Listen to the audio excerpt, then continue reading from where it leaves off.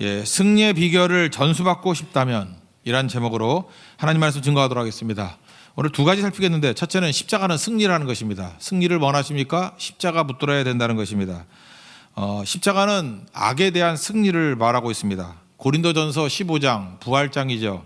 55절부터 보면은 사망아 너의 승리가 어디 있느냐, 사망아 내가 쏘는 것이 어디 있느냐, 사망이 쏘는 것은 죄요 죄의 권능은 율법이라. 우리 주 예수 그리스도로 말미암아 우리에게 승리를 주신 하나님께 감사하노니. 그러니까 사망이 제일 강력한 힘입니다. 사망에는 독침이 있다라는 것입니다. 그런데 그것이 아무리 강력하게 우리에게 도전해 온다 할지라도 예수 그리스도 때문에 우리는 궁극적으로 승리할 수 있다는 것입니다. 그러니까 죽음보다 강한 힘이 있어요. 그것도 이길 수 있다. 이걸 우리가 보여주고 있습니다.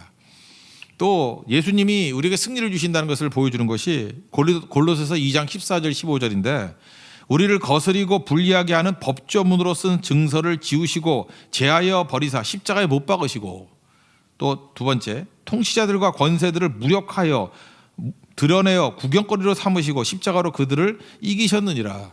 이 골로새서 2장 14, 15절을 보면은 십자가의 승리가 뭔지를 두 가지로 말하고 있습니다. 첫 번째는 법조문에 쓴 증서를 없애버린대요. 이거 뭐하고 비슷할까요? 빚쟁이가 빚 문서 있지 않습니까?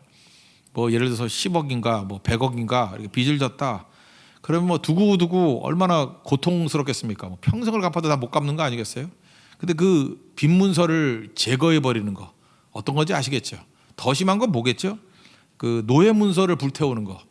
우리 조선시대 때를 보면요, 장예원이라 그래서 장예원, 그 여자분들 이름을 예원이라고 짓는 거 하나 이해를 못 하겠어요. 그게 노비문서 보관하는 데를 장예원이라 그러거든요. 근데 뭐 예원이라는 이름이 꽤 많은 것 같아요. 뭐 있어도 뭐 죄송합니다. 하여튼 외우기 쉬워요. 장예원, 그 노비문서 관할하는데요. 조선시대 개국할 때요, 제가 얘기했잖아요. 전 세계에서 제일 악한 그 노예 제도가 있던 나라가 인도하고 한국이거든요. 카스트 제도만큼 악한 게 신라의 골품제예요. 골품제가 그대로 고려시대까지 넘어오고요. 고려를 그대로 이어받은 게 조선이잖아요. 그래서 우리 100년도 안 돼요. 조선시대 때 그 양반제도라는 거, 개국할 때 양반이 5%였습니다. 개국할 때 5%였고 노비가 50%였어요. 이건 짐승이에요. 돈 주고 사고 팔 수 있는 거였거든요. 뭐 유럽에 있는 농노 그거하고 다릅니다. 이거 만약 노예예요, 노예. 그렇죠? 이게 50%가 노예라고요. 이런 나라가 어디죠? 동족을 노예로 삼는 나라가 어디 있습니까? 그러던 나라에다 그걸 관할하던 관청이 장예원, 굉장히 큰 관청이었습니다. 뭐 전 인구의 뭐 반 이상을 다스려야 되는 거니까. 퇴계 이황, 우리가 존경에 맞지 않죠. 돈에도 뭐 지폐에도 있는 이황, 367명의 노비 문서를 남긴 사람이에요. 그러니까 유학자다 그래서 뭐 되게 존경받는 것 같이 보이지만 그 밑에 357명, 그 웬만한 뭐 교회 하나 아닙니까, 그죠? 다 노예예요, 노예. 그죠? 그런 일들이 있었다라는 것입니다. 그러니까 동족을 노예로 삼는 민족이죠. 그 다음에 우리가 임시대란 이후에 좀 이렇게 신분이 뭐 깨졌다면서요. 그런데 그래봤자 17세기 보면은 양반이 10% 늘었을 뿐이에요. 그리고 그때도 뭐 반 이상이 노예죠, 그죠? 노비. 그런 일이 벌어지게 되었다는 것입니다. 뭐 18세기 넘어와가지고 이제 양반 제도가 깨지면서 그때 이제 50% 넘게 양반이 되고 그런 일이 벌어졌죠. 그 이전까지 조선의 대부분의 시간들은요, 이런 노비 사회, 노예 사회였다는 것입니다. 그때에 그 노비 문서를 갖다가 태워서 없애버린다 그러면 얼마나 신나겠어요. 추노꾼이라 그래가지고 노비 잡아서 죽이기도 하고, 뭐 팔다리를 자르기도 하고, 이런 말도 안 되는 일들이 벌어졌거든요. 우리 민족이. 우리 여기서 양반 후에 몇 명 없어요. 다 노비들이에요. 우리 19세기 때 성 받은 거거든요. 이게 뿌리가 있는지 없는지도 모른다고. 사실 왜 김씨가 많은지 아시죠? 동렬이 왜 그런지 아시죠? 김씨가 많은 거예요. 흔하니까, 그죠? 흔하니까 그냥 막 갖다 집어넣은 거죠. 그렇게 됐다라고 얘기들을 합니다, 그죠? 근데 예수님의 십자가가 하시는 역할이 뭐냐 하면은 법조문으로 쓴 증서를 태워버렸대, 지워버렸대요. 우리는 죄의 노예거든요, 죄의 종이거든요. 근데 그것을 태워버렸대요. 그러니까 십자가가 얼마나 대단한 것입니까? 우리 신분을 건져요. 신분의 변화가 이루어진 거예요. 지옥의 백성에서 하나님의 자녀로 변화가 되는 거, 이 십자가라는 것입니다. 또 한 가지는 통치자들과 권세자들을 무력화해서 그들을 구경거리로 만들어 버렸다. 마귀를 무장해제시켜 버렸다는 것입니다. 그러니까 아무리 강력한 군대가 있다 할지라도 무기 없는 군대 아무것도 아니죠. 마귀가 엄청난 군대를 가지고 우리를 공격하고 있는데 십자가가 무장해제 시켜버렸다는 거예요. 우리 뭐 옛날에 그 전쟁 때 보면은 그 포로들 무장해제 시킬 때 이게 무기만 뺏는 게 아니더라고. 팬티만 입혀가지고 끌고 가더라고. 그 완전히 무장해제죠. 팬티 입고 못 싸우겠어요. 수영장이에요. 꼼짝을 못 하는 거죠. 어디 도망쳐도 금방 눈에 띄고. 그죠? 그러니까 완전 무장해제예요. 그러니까 십자가가 어떤 역할을 하느냐? 악한 마귀로 하여금 팬티만 입고 돌아다니게 만드는 거예요. 묶여가지고 무장해제. 그러니까 백전백승이죠. 십자가가 이런 일을 했다는 것입니다. 그래서 기독교는 십자가예요. 십자가로 말미암아 승리하게 된다는 것입니다. 십자가 없이는 우리에게 승리가 있을 수 없다라는 것입니다. 요즘에 종종 이게 조심해야 되는데 부활이 기독교의 중심이다 이렇게 말하는 사람들이 있어요. 이거 뭐 말해야 될지 모르겠어요. 춘천에 있는 어떤 교회거든요. 춘천에 있는 어떤 교회인데 굉장히 몇 년 동안 센세이션을 일으켰어요. 많은 사람들이 관심을 갖고. 이유가 뭐냐면 이 목사님이 김 무슨 목사님인데 부활 복음 세미나. 그래서 이분은 뭐냐면은 자기가 신앙생활을 하는데 맨날 십자가 하는 게 지겹다라는 거예요. 그죠? 십자가 그러니까 괜히 어둡고 우울하고 어떻게 이런 말을 하는지 모르겠어요. 그죠? 그래서 중요한 게 부활이다. 그래서 자기는 모든 설교를 부활만 한대. 부활만 강조하고 부활의 능력을 강조하고 부활. 그래서 이분은요 부활 간증돼요. 부활 간증, 부활 메시지, 뭐 부활 복음 세미나.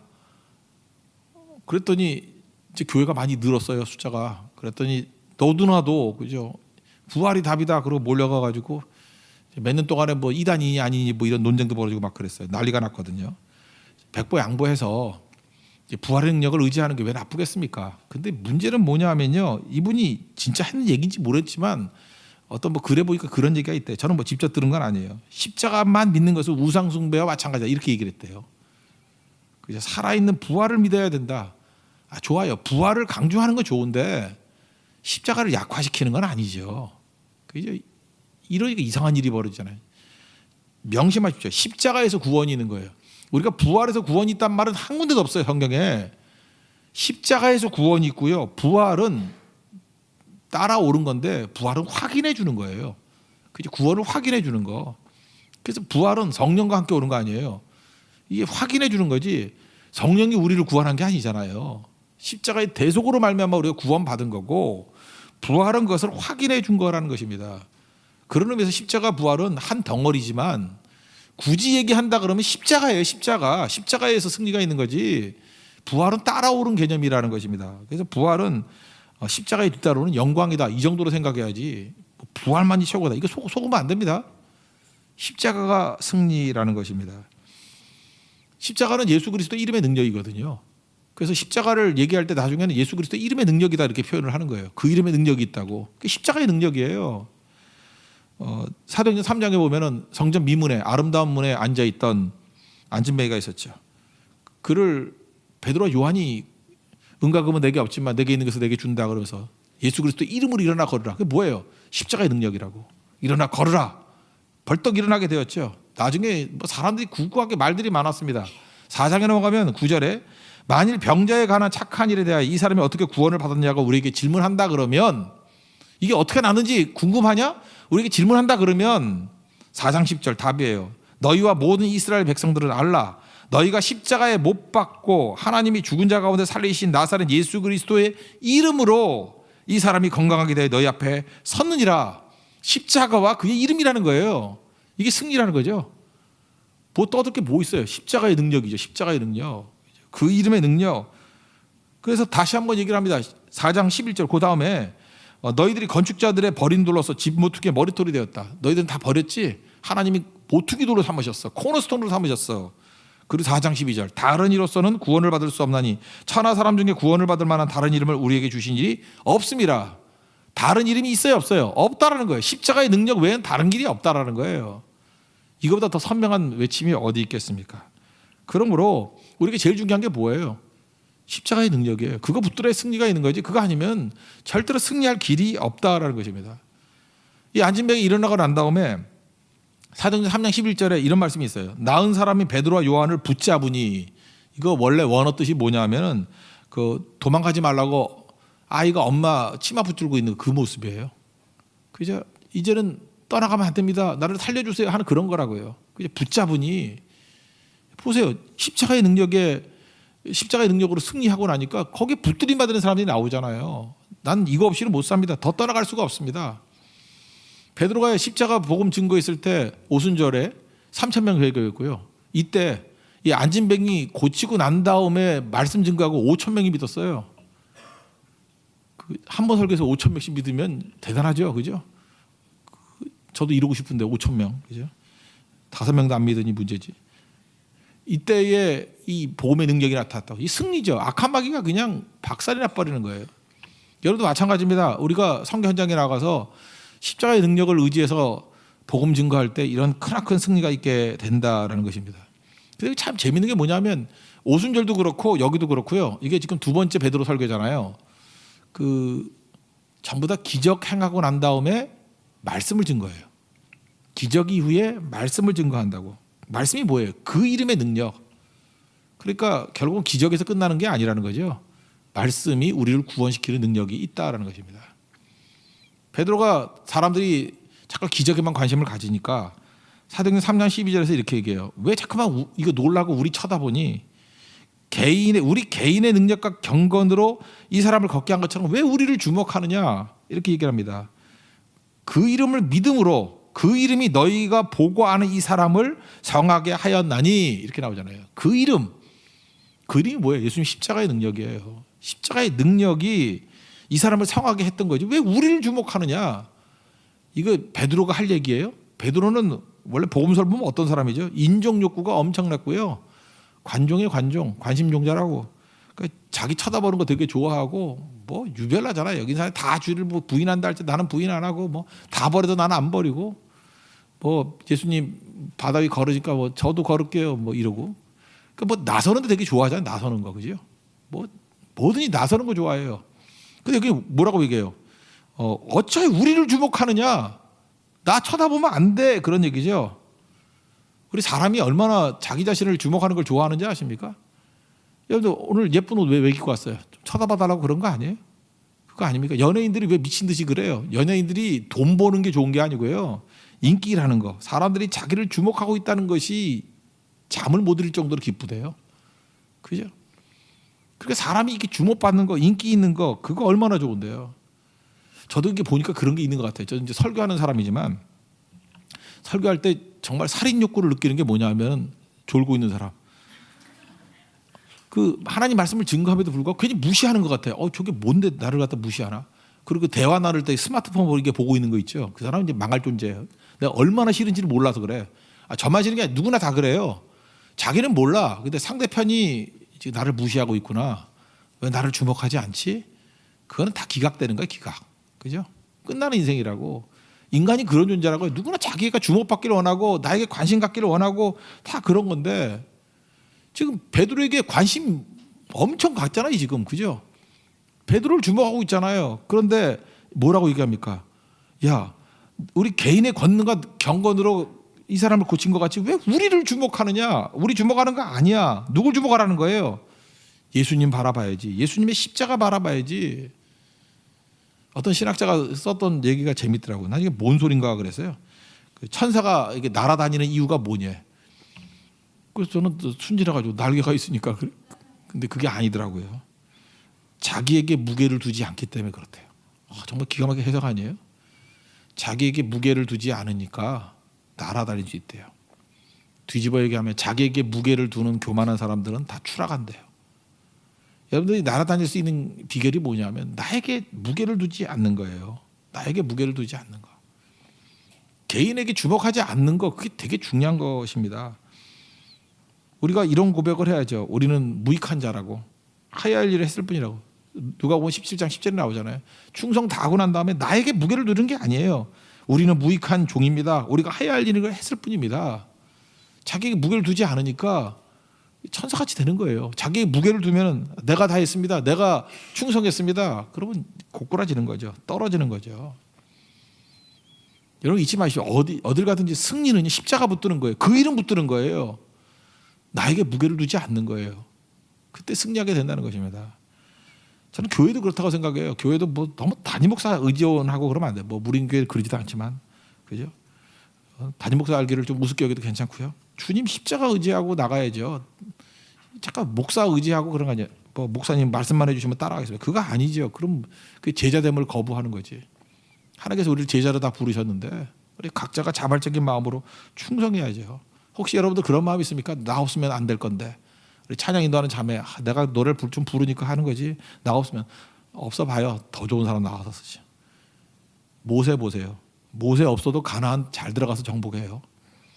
아마 모세는 그랬을 거야. 어떡하나? 나 느보산에서 죽으면 어떡하나? 잘 죽었어요. 여호수아 싱싱한 애가 들어가서 잘 싸워 이기고요. 그 징그럽게 거기 계속 살았으면 어떡할 뻔했어요. 모세가 200살까지 살았다 그러면 얼마나 지겨워요 그거. 안 그래요? 여호수아서까지도 모세를 읽어야 되면 얼마나 지겹겠어 우리도. 안 그래요? 그러니까 죽어주니까 그 다음에 또 여호수아도 일하는 거지. 우리는 다 무익한 종일 뿐이에요. 하나님께서 부르셔서 우리를 써주시는 게 감사할 뿐이지. 우리 맨날 쓰는 거 아니거든요. 기회가 있다고요. 불러주실 때 충성 다하고. 우리가 반드시 이 고백이 있어야 돼요. 그죠? 왜 우리 개인의 경건과 능력으로 고친 것 같이 왜 우리를 주목하느냐? 교회가 자기에게 무게 두지 않는 교회가 돼야 돼요.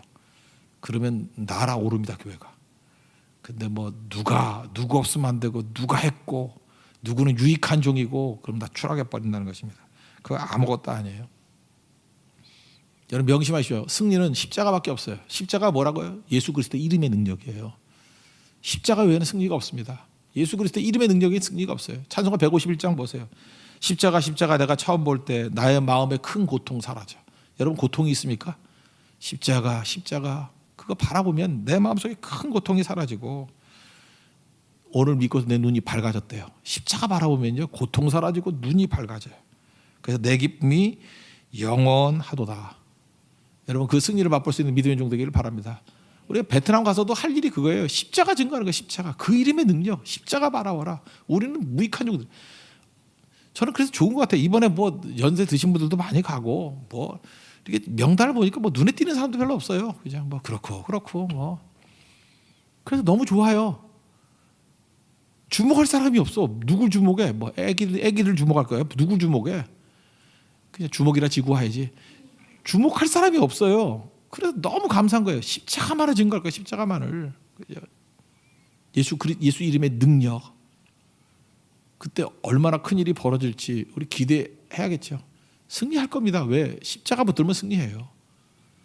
우리는 우리에게 무게를 두지 않아요. 그래서 날아오를 거예요. 그죠? 그게 크리스찬들의 모습입니다. 승리를 원하십니까? 십자가만을 붙들 수 있는 믿음의 종 되기를 축원합니다. 그러면 두 번째는 뭐냐 하면은 여기 특이한 구절이 나오는데 36절이에요. 이게 뭐 승리한다는 얘기 쭉 나오다가 기록된 바 우리가 종일 주를 위하여 죽임을 당하게 되며 도살하는 양같이 여김을 받았나이다 함과 같으니라. 뭐 뚱딴지 같이 이런 인용 구절이 나오네요. 이게 왜 그러냐면은 이게 신학에서 중요한데 우리가 십자가 붙들면 승리하잖아요. 근데 십자가의 승리는 이미와 아직이라는 두 가지 개념이 있다는 거예요. 영어로 하면 신학에서 맨날 하는 얘기인데 already 이미 승리한 거죠. 예수님이 십자가 지심으로 말미암아 마귀의 세력을 멸해버렸으니까 already 이미 승리했어요. 그런데 이 잔당들을 쳐 없애는 데까지는 아직도 남아있는 놈들이 있어요. Not yet. 아직.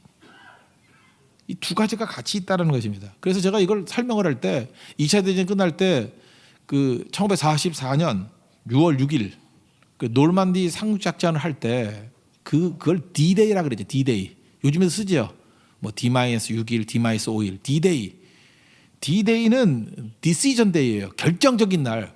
그래서 놀만디 상륙작전에서 성공했기 때문에 이미 독일 히틀러는 끝장난 거예요. 여기서 끝난 거예요. 이미 전세는 끝났어요. 그런데 마지막 히틀러가 항복할 때까지 11개월이 더 걸려요. 1945년 5월 8일. 그날을 V-Day, 빅토리 데이라고 그런다고요. 이게 너무 정확한 표현인 것 같아요. 예수님이 십자가의 지심으로 말미암아 D-Day, Decision Day 이미 끝장났어요. 마귀는 대가리가 날아갔고요. 거덜거덜 됐고 이제 진 거예요. 끝난 거예요. 근데 주님이 다시 오실 재림의 날까지 잔당들이 남아 있다고요. 그죠? 이 공중의 권세 잡은 자로서 지금 마지막 발악을 하고 있다고요. 주님 다시 올 날, 그죠? 빅토리 데이까지 우리가 싸워야 될 일들이 있어요.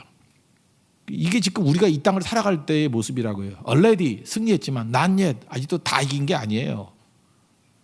그래서 이 already와 not yet 이 두 가지 개념을 꼭 붙어요. 그래서 여기 보세요.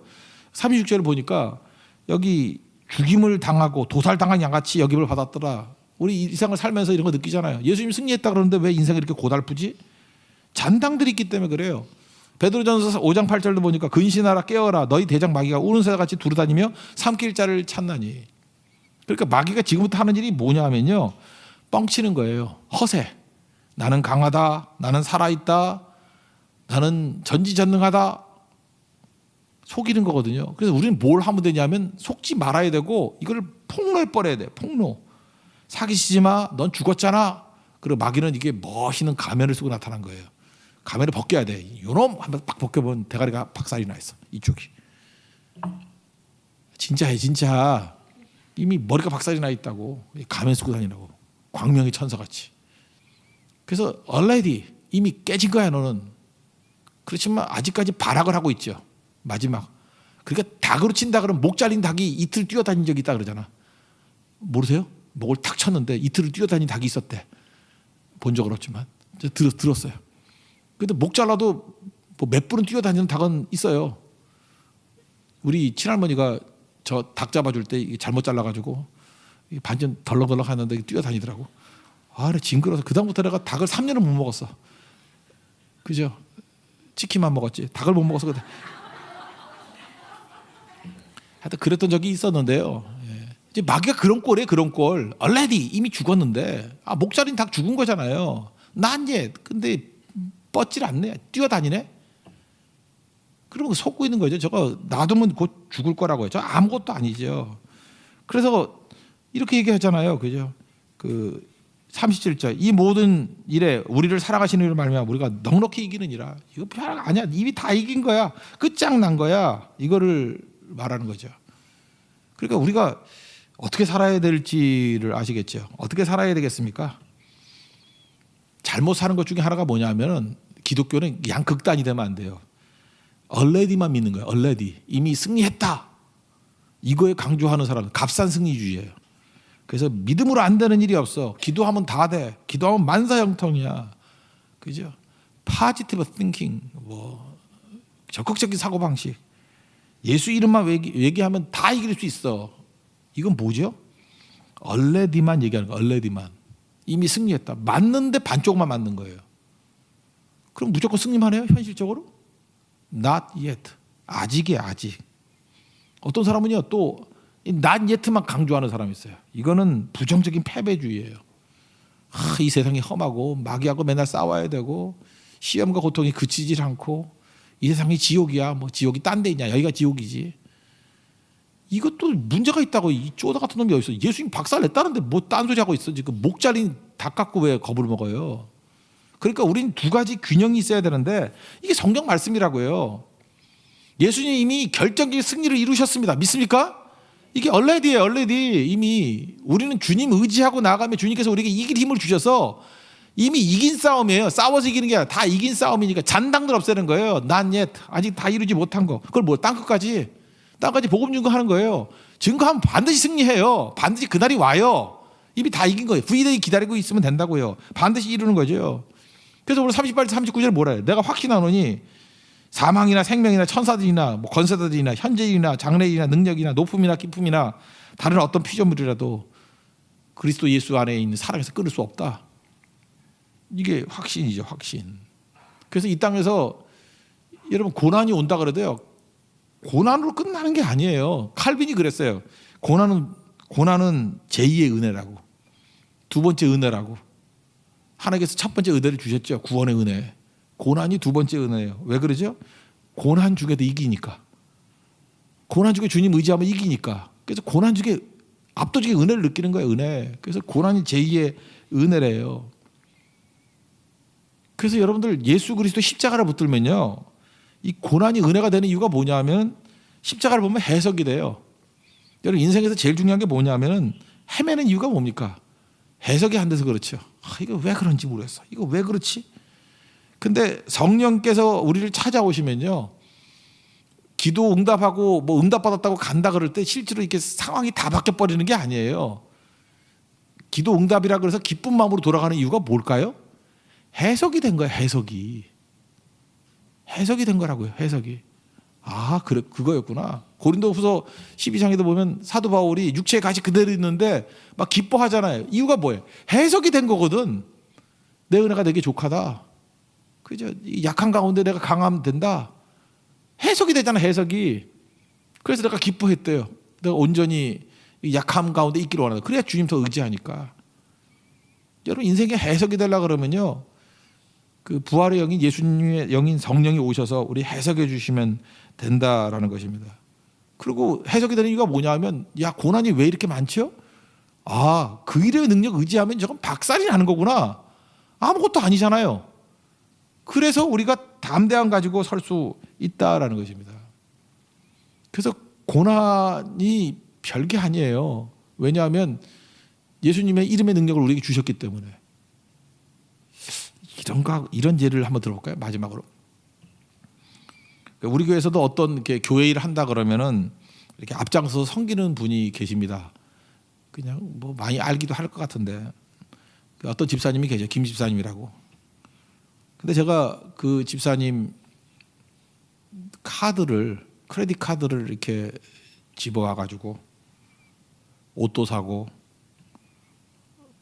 전영 집사님하고 떡볶이도 사 먹고 노트북도 하나 사서 준선이 주고 자동차도 한 대 사고 만약 그랬다고 합시다. 그 양반 돈이 많으니까 막 사가지고 막 썼어요.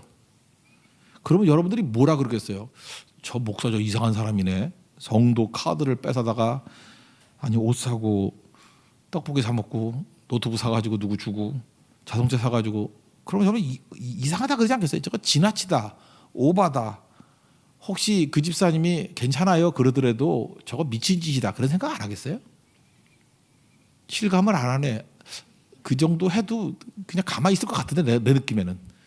그래도 혹시 여러분이 안다 그러면은 저거 미친 목사 아니야? 이런 느낌 안 들겠어요?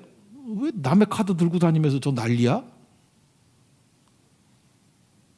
그런데 그의 아내가 그 집사의 아내가 김민아 집사가 카드를 꺼내가지고 옷도 사고 가구도 사고 자동차도 사고 세계 일주를 했다고 합시다. 그럼 여러분 미친 거 아니야? 이렇게 얘기해요? 부러워요? 그러면 괜찮을 거예요. 왜 그렇죠? 부부니까. 안 그렇습니까? 부부니까. 이게 굉장히 차이가 있는 거예요. 그죠? 아무리 가깝다 할지라도 제3자가 돼가지고 뭐 이렇게 선물 하나를 받았다 그러면 건 잘 모르지만 그 카드를 들고 지가 막 쓴다 그러면 아무리 허락이 된다 할지라도 뭐가 이상한 거예요. 부조리 같이 보이고. 그죠? 저건 문제가 있는 거라고. 근데 그거에 10배를 쓴다 그래도 아내가 쓴다 그러면 이상한 게 아니에요. 그죠? 그게 뭐 니께 내 거고 내게 네 거고 뭐 그런 느낌이 들지 않나요? 신부니까. 예수님께서 우리의 신랑 되신다라는 게 이런 얘기예요. 아시겠어요? 나 그게 너무 신나. 까짓거 그러면 카드 필요 없어. 예수님 카드가 더 좋아. 그죠? 예수님 카드는 골드 다이아몬드 카드야. 훨씬 좋아 그거는. 온 우주 만물에 아무데나 갖다 다 쓸 수 있어. 화성에도 쓸 수 있고 금성에도 쓸 수 있고. 그죠? 부르면 다 주의 이름을 부르는 대로 다 주시는 거예요. 그죠? 그거잖아요. 신랑 되신 예수님. 예수님 우리 신랑이래요. 우리가 신부래요. 결혼관계를 얘기하잖아요. 결혼관계로. 그러니까 예수님이 우리에게 주실 수 있는 모든 능력을 다 주신 거라고. 이름의 능력부터 시작해서 승리의 능력 다 주신 거라고요. 구원의 능력 주시고 그죠? 누가복음 10장 19절 보니까 뱀과 정갈을 밟으면 원수의 모든 능력을 제할 권세를 우리에게 줬어야 줬어요. 줬대요. 다 줬대요. 그러니까 우리가 왜 담대한지 아시겠죠? 신랑이 빵빵하거든. 신랑이 나한테 모든 권한을 다 줬거든. 그래서 일단은 뭐 돈이라고 친다 그러면 이게 뭐 한 1조 정도까지 쓸 수 있는 카드라고 합시다. 그럼 백화점에서 쫄 필요 없죠. 뭐 백화점까지 거 뭐 다 긁어도 다 살 수 있잖아. 무거워서 안 들고 오지. 그죠? 만약에 예수님께서 우리에게 무기라 그러면 그냥 핵무기부터 시작해서 모든 무기를 다 쓸 수 있는 카드를 줬어. 그럼 무기 때문에 우리가 쫄진 않죠. 뭐 더 설명할 게 뭐 있어요. 예수님 우리 신랑이라니까요. 예수님이 다 주신다니까요. 그러니까 고난이 제 두 번째 은혜가 되는 게 알겠죠. 고난 때문에 쫄지 않고 고난 때문에 신나는 거예요. 고난이 와도 능히 이깁니다. 능히. 그러니까 주님께서 already 이미 승리를 주셨어요. 십자가로 다 끝장이 났고 잔당들을 줬는데 잔당들과 싸울 때 아슬아슬하게 이기는 게 아니라 압도적인 능력을 줬다고요. 이름에 외치기만 하면 되고 마귀는 이미 다 끝난 존재예요. 목 잘린 닭이에요. 근데 우리에게 모든 능력을 다 주셨는데 그거 하나 처리 못해요?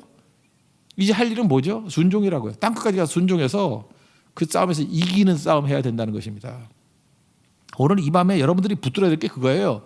예수 그리스도 십자가가 승리를 주십니다. 이미 승리하셨습니다. already 이미 승리하셨습니다. 강하고 담대하십시오. 이게 우리 능력이에요. 그렇지만 아직까지도 이 잔당들이 목 잘린 닭들이 뛰어다니고 있어.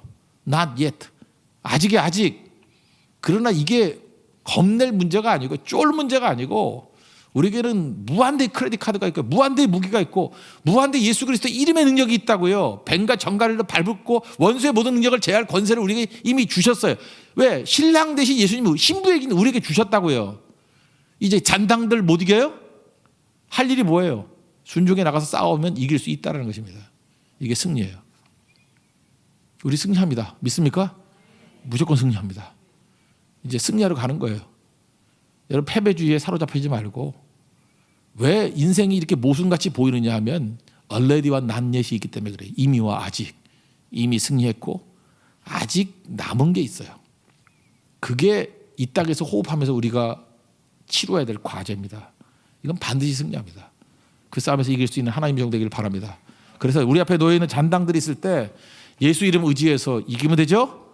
십자가의 능력 의지해서 이기면 되죠. 순종해 나가면 이기면 되죠. 이기는 자 되십시오. 그래서 요한계시록 그 소아시아 교회 2장 3절 보면 7개의 교회가 나오는데 거기 순종했던 교회고 뭐 안 순종했던 교회 있지만 전부 다 특징이 뭐냐면 이기는 자예요. 교회의 특징이 뭔지 알아요? 이기는 자예요. 어떻게 이기는지 7가지 칼라로 나와요. 읽어보세요. 다 이기는 자예요. 교회는 어떤 사람들이 모였어요? 이기는 자들이 모였어요. 왜요? 예수님께서 이김을 주셨기 때문에 그래요. 이기십시오. 승리하는 하나님 종 되기를 축원합니다. 자리에서 일어나겠습니다. 우리 성령의 임하소서 찬양하겠습니다. 다시 한번. 여기 그 이름의 능력이 있습니다. 성령도 보내주시고 이름의 능력도 주셨습니다. 성령이여 임하소서.